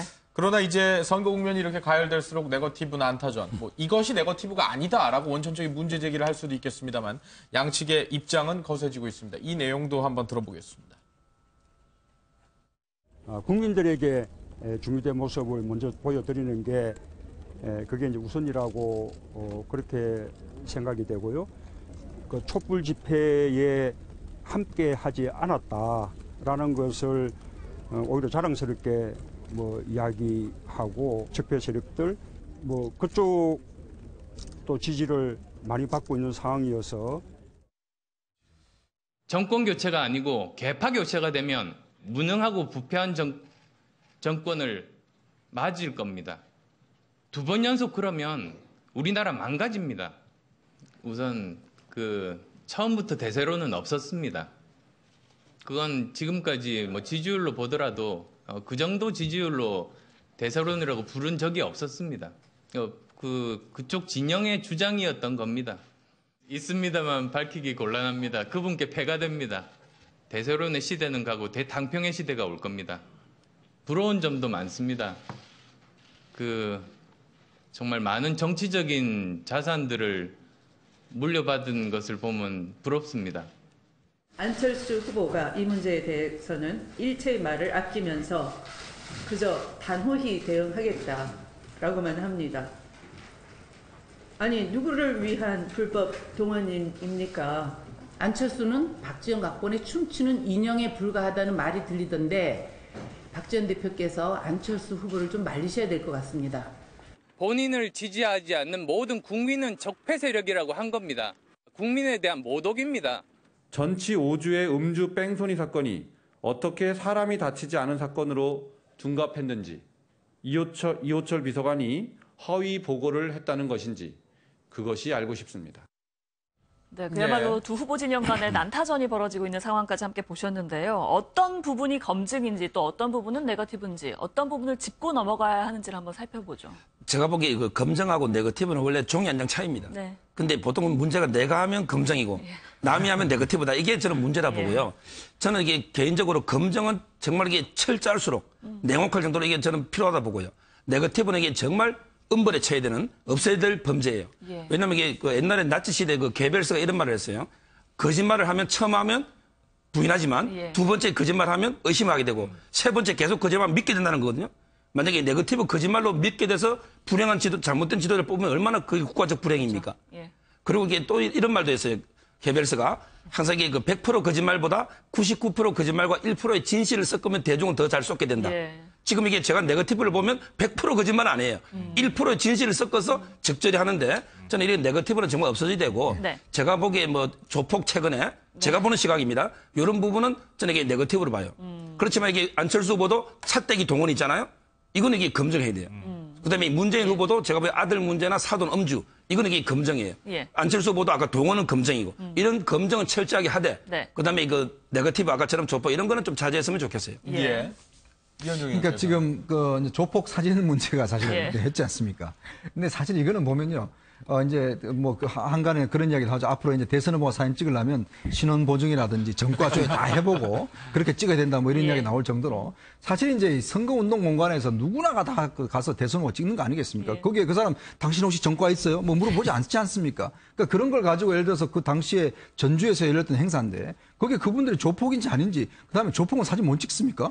대선 후보하고 찍을 수 있어요. 그분도 똑같은 그렇죠. 뭐 그런 건데 뭐 조폭이라서 꼭 안 찍어야 될 이유도 없는 것이고 그러니까 그런 면에서 본다면 사실은 문재인 후보 쪽에서 좀 급했다 저런 문제 제기가 여러 가지로 보면 좀 본인들도 사실은 좀 여러 가지 문제될 게 많은데 저런 문제 제기함으로 해서 좀 급했다는 생각이 들고 아까도 저희 말씀하셨지만은 이 정말 검증과 관련된 문제 지금 아까 몇 가지 지적하신 게 있지 않습니까? 이거는 보면은 제가 볼 때는 좀 뭔가 해야 되는데 문제는 지금 선거기가 너무 짧아서 그래서 이런 부분에서 그냥 말 안 하고 지나가 버리면 그냥 검증도 안 될 것 같아요. 그리고 지금 언론도 사실 보면 이것에 대해서 적극적으로 하려고 하면 자꾸 이제 어떤 문제제기를 하니까 그런 면에서 본다면 좀 검증 문제는 본인들이 일단 좀 먼저 밝히고 가는 것들이 좀 순서가 아닌가. 지금 안철수 후보 같은 경우도 지금 계속되는 문제지만은 부인 김미경 씨 어떤 서울대 교수 임명되는 과정이라든지 또 이런 거 여러 가지가 이제 문제가 제기된 게 있지 않습니까? 이런 분은 제가 볼 때는 더 이상 문제를 좀 미루지 말고 본인도 저는 밝히는 것이 오히려 국민들의 지지를 받는 길이다. 저는 나서서 그렇게 설명을 생각합니다. 먼저 해야 된다는 입장이신 거죠. 저는 민주화 이후에 야대결로 이렇게 선거가 대선이 이루어지는 게 언제 봤는지 기억도 잘 안 날 정도예요. 그러니까 기존에는 이제 보수 진영하고 뭐 좀 상대적인 진보 진영하고 같이 이렇게 맞붙는 뭐 이런 구도가 항상 대선 때마다 만들어져 왔잖아요. 근데 이렇게 상대적인 진보 진영이라고 할 만한 두 후보가 이렇게 강하게 맞붙는 경우는 거의 본 적이 없는데 그러면 좀 대선이라고 하는 게 이전에 붙었던 그런 네거티브 전쟁이나 이런 것들을 좀 달리 가면 안 되겠나. 꼭 이런 방식으로 가야 되겠나 하는 생각을 좀 들거든요. 근데 지금 제기되는 의혹이 앞서 말씀하셨던 것처럼 뭐 국민의당 뭐 차떼기 동원 의혹이라든가 막 이런 것들은 그건 선관위 차원에서 하고 선관위에서 고발하면은 그 검찰이 수사해야 될 부분이라고 생각되거든요. 예, 예. 그러니까 그런 걸 제외하고 아주 지극히 사적인 개인적인 부분이라든가 뭐 이런 것들은 후보가 충분히 소명하거나 해명하면 충분히 풀릴 수 있는 문제고 만약에 해명을 제대로 못했을 때에는 그건 질타를 받을 수 있는 문제라고 생각되거든요. 그러니까 그만큼 위기 대응이나 위기 대처 능력들을 제대로 갖고 있지 못하다는 것을 야권 후보들이 스스로 인정하고 있는 것이나 다름이 없다. 이걸 굉장히 전략적으로 선거전에 있어서 이른바 선거만 치렀던 선거와 꾼들이나 전문가들이 해왔던 방식의 어떤 선거전을 치르려고 하는 것 자체가 별로 보기 좋지 않다. 이렇게 생각이 되고요. 예. 문재인 후보 쪽이 뭐 전략적인 측면에서 말씀드리면은 문재인 후보 쪽에서 만약에 안철수 후보가 저렇게 뭔가 공격을 펼친다고 하면은 이른바 원래 지지율 1위였던 후보잖아요. 근데 상대편이 네거티브를 펼치려고 그러면은 보통의 그 선거에 있어서 대응의 모범 정답은 뭐냐 하면은 자, 우리 정책 얘기합시다. 이렇게 나가야 되는 거예요. 근데 안철수 후보가 지지율이 올라가면서 네거티브를 하니까 같이 네거티브 전에 뛰어들어가지고 막 치고받는 모습 국민들한테 그렇게 썩 보기 좋지는 않을 것 같고요. 그냥 좀 내가 헤비급 선수면은 플라이급 선수가 와서 막 싸우자고 하면은 아이 뭘 싸워. 그리고 뒤돌아서서 다른 자기가 오히려 헤비급 선수답게 연습을 하는 게 맞는데 지금 오히려 헤비급 선수가 플라이급 선수하고 싸우고 있는 것이랑 똑같다. 그렇게 생각합니다. 저는. 그러니까 헤비급이라고 인정을 해준 거죠. 사실상. 예. 이제 그게 문제예요. 그러니까 저도 아까 말씀하셨던 것처럼 초반에 대응 방식이 좀 잘못되다 보니까 어느 순간에 문캠에서 안철수 후보 쪽을 사실상 우리 양강 구도야라고 인정해 주는 것처럼 문모닝, 암모닝을 하기 시작하게 된 거거든요. 그러니까 저는 그 부분에 대해서 전략적으로 분명히 잘못됐다는 생각이 들고 이게 네거티브건 검증건 말씀하셨던 것처럼 한 끗 차인데 정말 지금 시간이 너무 없잖아요. 지금 저는 아까부터 계속 이미지 얘기를 많이 하는데 예. 이거 안철수 예를 들어서 뭐 문재인 후보의 아들 의혹 한번 예를 들어보면 그거 어떻게 해명하겠어요? 해명할 수 있는 방법이 없어요. 그냥 이쪽에서는 의혹을 제기하는 거고 여기는 아니다라고밖에 얘기를 할 수 없지. 그걸 뭐 과거 다 지나간 거를 하나하나 과거를 다 들춰서 해명하면 대선 끝납니다. 그러니까 지금은 그 부분도 그렇고 지금 여러 가지 던져놓는 의혹들은 다 그냥 저쪽을 어쨌건 이미지를 깎아내리는 쪽으로 던져놓는 것들이기 때문에 지금 그거를 개인이 스스로 해명해 나가면 오히려 더 말려요. 저는 그냥 그래서 이거는 양쪽 다 서로의 흠집내기 방식으로 어떻게든 상대방 이미지를 깎아서 내 이미지를 올리려는 전략인데 사실 선거를 바라보는 국민의 관점에서 굉장히 좀 별로 안 좋죠. 이런 것보단 우리 대한민국 앞으로 어떻게 이 혼란스러운 상황을 5년 동안 어떻게 바꿀 거지라는 거에 대해서는 두 분 다 정확한 대답을 못 하는 것 같아요. 안 하는 것 같고.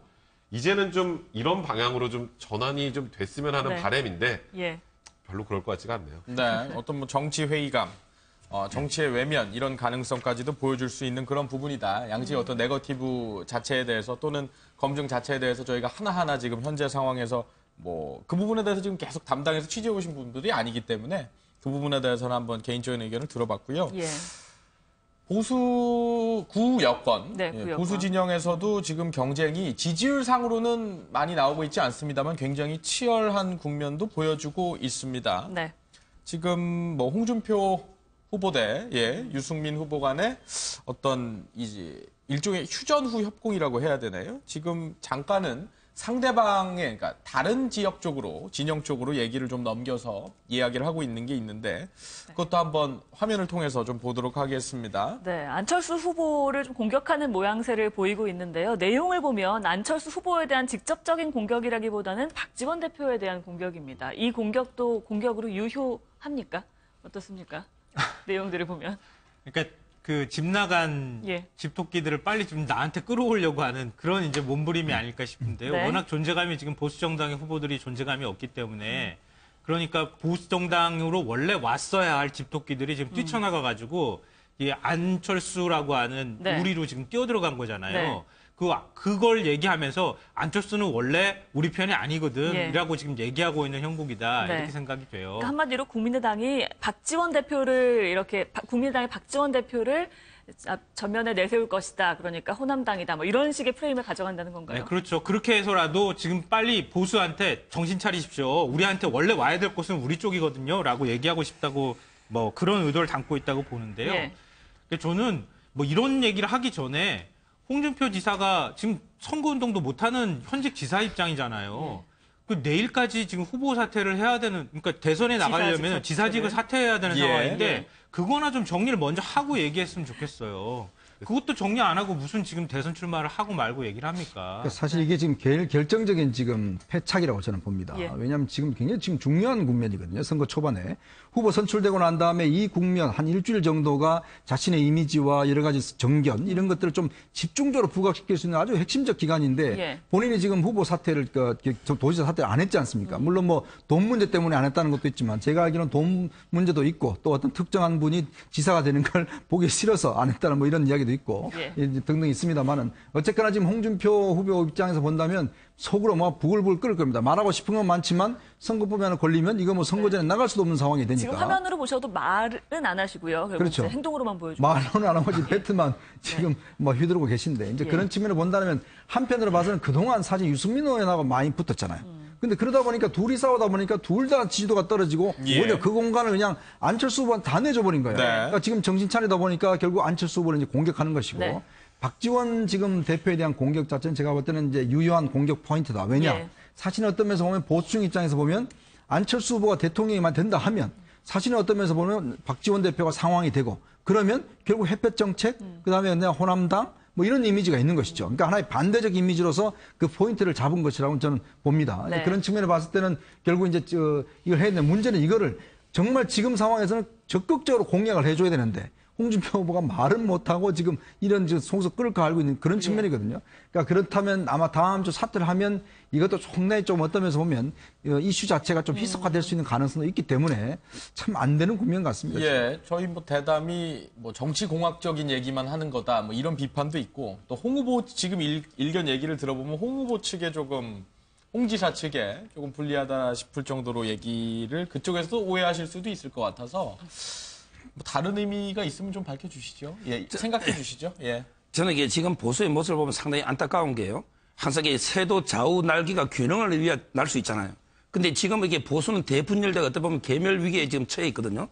그래서 저는 이게 항상 보수와 진보가 건전한 이게 긴장 관계를 가야 되는데 그래서 이번에 저는 이게 홍준표 지사에게 좀 바라는 거는 예. 정말 이게 선거를 이기고 저거는 그 다음이라도 뭔가 이게 참된 보수의 가치를 제대로 보여줄 수 있는 예를 들어 이게 공동체에 대한 책임이나 헌신, 또 이게 안보, 또 이게 역사, 이런 이제 어떤 우리 보수의 가치를 정말 국민들한테 선거 성패를 떠나서 실제 이탈리아 정치 속담에 이런 말이 있어요. 진정한 보수주의자는 내일의 인간은 안 돼도 모레의 인간은 돼야 된다. 따라서 이번 선거는 비록 패배하더라도 정말 다음에는 또 언젠가 할 수 있는 예. 이런 모습을 보여줘야 되는데 지금 이게 모습은 계속 이런 상대방에 대한 비방 이거밖에 없잖아요. 뭔가 이게 진정한 보수의 가치를 보여주는 게 없잖아요. 저는 이게 홍준표 지사의 정치 철학은 한마디로 이번에 대란 대치입니다. 예. 뭐냐면 이게 큰 국가적 위기에서 큰 정치로 이걸 위기를 극복하자는 거거든요. 강한 우파 스트롱맨, 정말 이게 트럼프 또는 이게 푸틴, 시진핑, 아베처럼 이런 정치 철학인데 과연 이게 남을 이렇게 박지원이가 상황이 되고 이게 대치입니까? 이게 큰 정치입니까?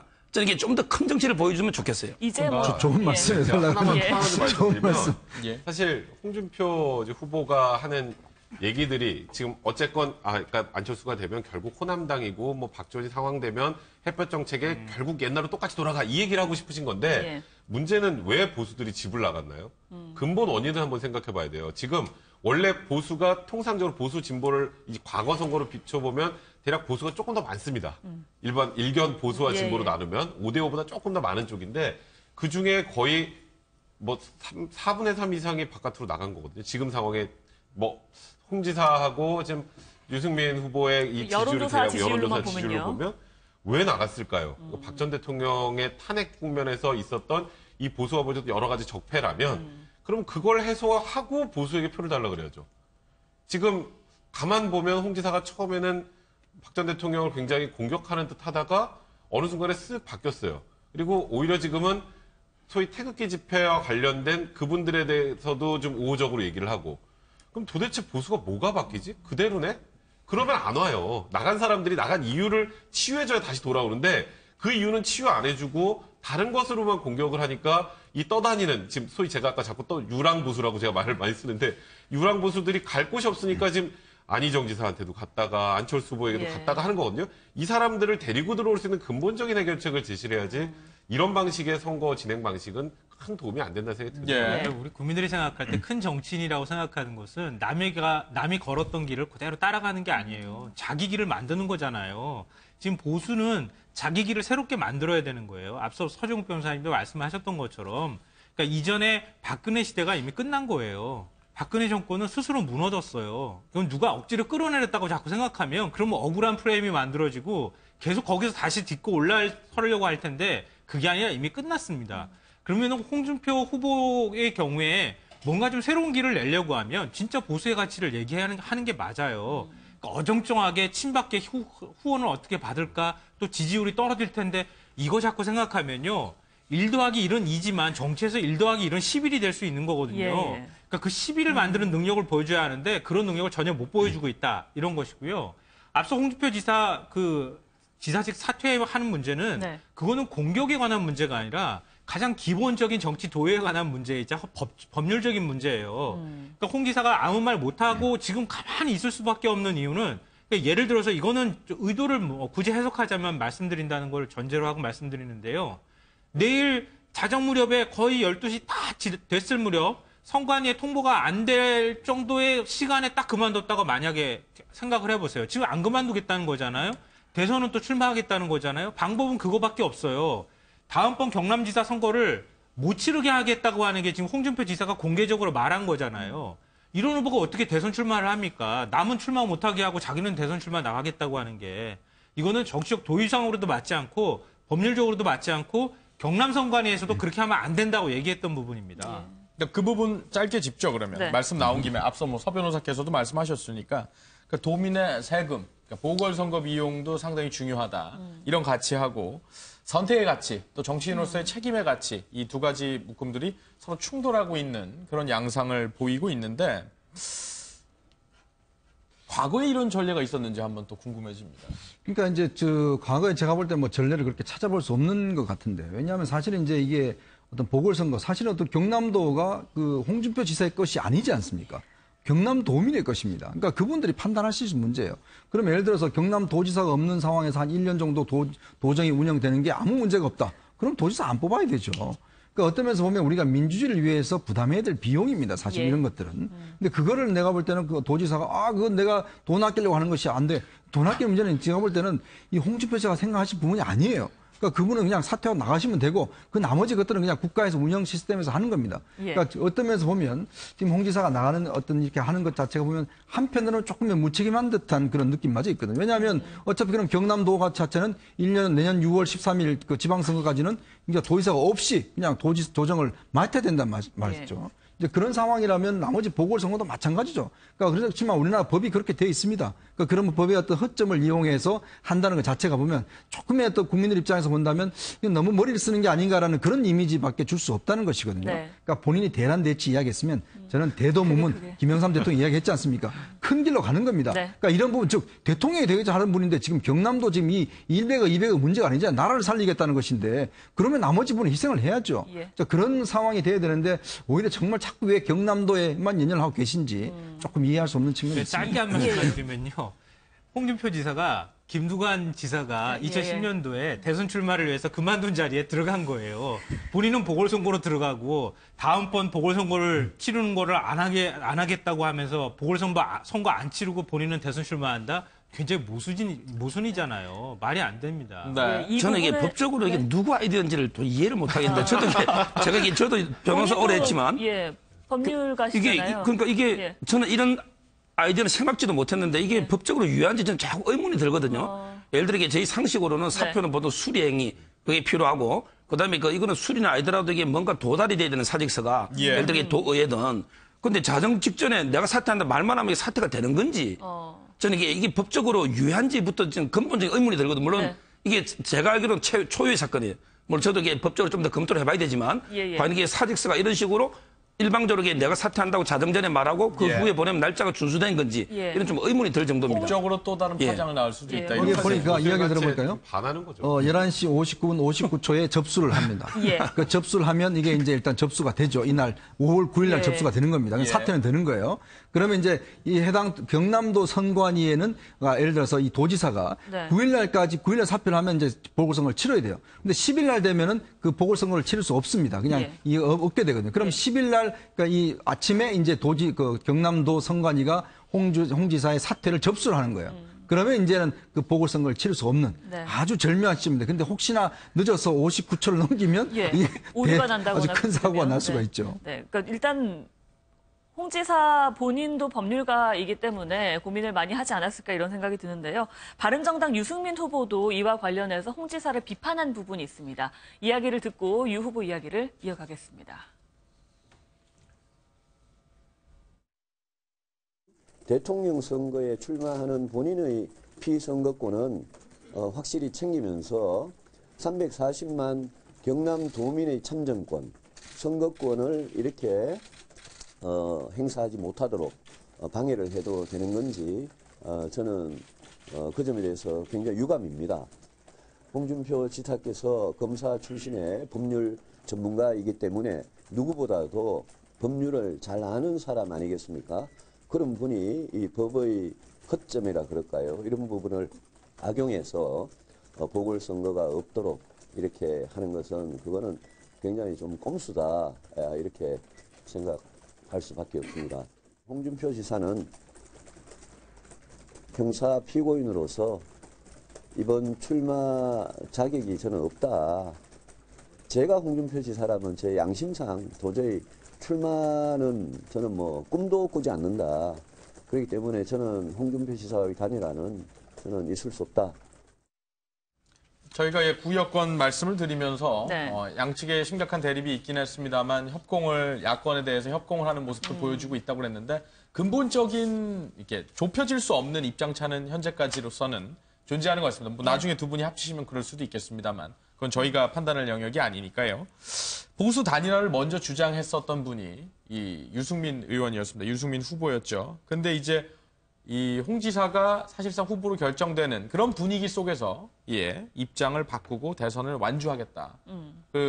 대선 후보가 된 다음부터는 완주를 하겠다는 의사를 분명히 밝혔고 홍준표 후보와는 단일화가 없다라고 얘기를 했습니다. 이런 어떤 급변은 취소하겠습니다. 그러니까 변화의 원인은 어디에 있습니까? 단일화의 명분이 없잖아요.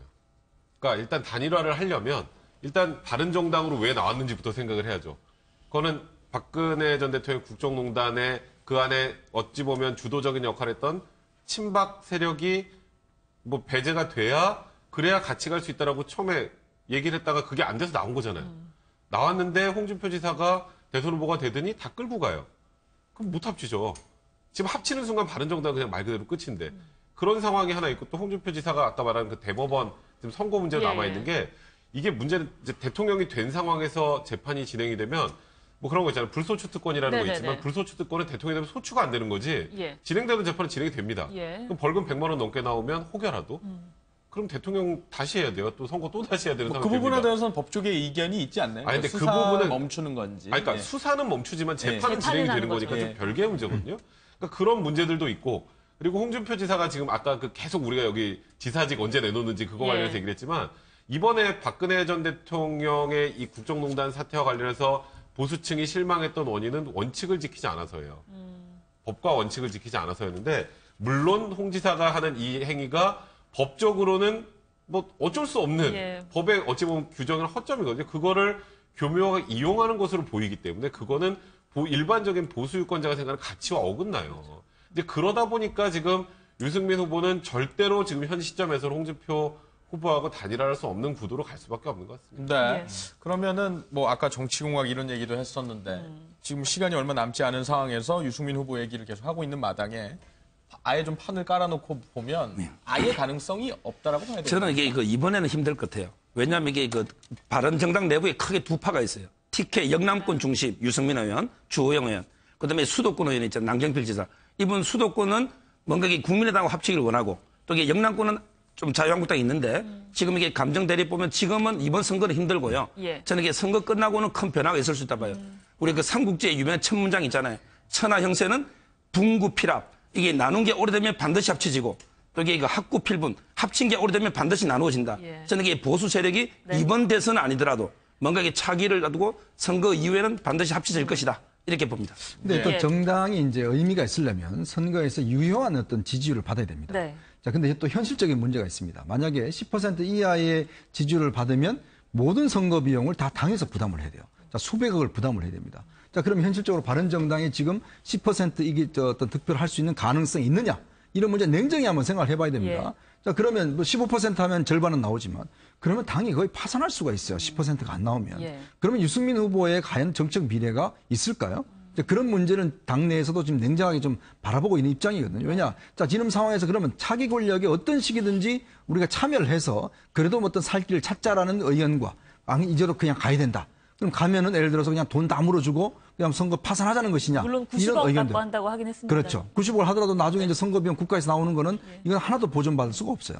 자, 그런 상황이라면 지금 당내에서도 지금 아까 말씀하셨지만은 일부 의원들은 국민의당과 연대 문제를 지금 생각하는 의원들이 있고 예, 또 예. 일부에서는 끝까지 가자라는 의원이 있고 네. 그러니까 그런 것들이 아마 이제 내주나 다음 주 접어서 들면은 유승민 후보도 지지율이 더 이상 오르지 않는다라면 네. 아마 본인도 중대한 결단을 내릴 수밖에 없는 상황으로 내몰지 않을까라는 저는 전망을 합니다. 근데 뭐 토론회 같은 네. 걸 하게 되면 유 후보가 예. 그동안 뭐 정당 후보 경선에서 보여줬던 그런 부분들도 그렇죠. 있어서 뭐 네. 반전의 가능성이랄지 이런 부분도 있지 않을까요? 근데 저는 유승민 후보가 만약에 그렇게 중도 사퇴를 해버리면 정말 정치 생명을 보장받기 어렵다고 생각합니다. 그러니까 유승민 후보뿐만 아니라 지금 바른정당은 극복해야 될 프레임이 있어요. 배신자. 그러니까 배신자 굉장히 싫어하거든요, 우리나라 국민들은. 그러니까 이 배신자 프레임을 넘어서야지 되는 아주 굉장히 큰 숙제를 안고 있는 상황입니다. 이런 상황에서 스스로 포기한다? 이거는 대선 주자를 안 내는 정당은요, 흡수 통합될 수밖에 없습니다. 그렇지 않기 위해서라도 저는 계속 고할 것이다. 네. 사퇴하지 않을 것이라고 생각합니다. 계속 고하는 게 원론적으로 맞겠지만 선거 비용 만만치 않아요. 509억입니다. 공식 선거 비용이 이번에. 예. 그러니까 뭐 토론회부터 광고에 이런 예. 거 다 하려면 그 돈이 다 들어가는데 지금 바른정당은 그렇게 돈이 많지는 않거든요. 그러면 당내에서 여러 가지 생각을 할 수밖에 없어요. 그러니까 그게 말씀하셨던 것처럼 국민의당 쪽으로 흡수가 되니까 그러니까 이 후보 스스로 사퇴하면서 국민의당을 지지하는 방향 그런 방향이 어쩔 수 없이 올 수도 있다. 물론 지금 유승민 후보나 저기 바른정당 입장에서 생각도 하기 싫은 상황이겠지만 현실론도 외면할 수는 없다. 그게 아마 당 내부의 고민일 겁니다. 예, 홍준표 알겠습니다. 지사가 그만두면 되죠. 예, 그 알겠습니다. 상황 좀 지켜보겠습니다. 예. 자, 오늘 말씀은 여기까지 듣겠습니다. 고맙습니다. 고맙습니다.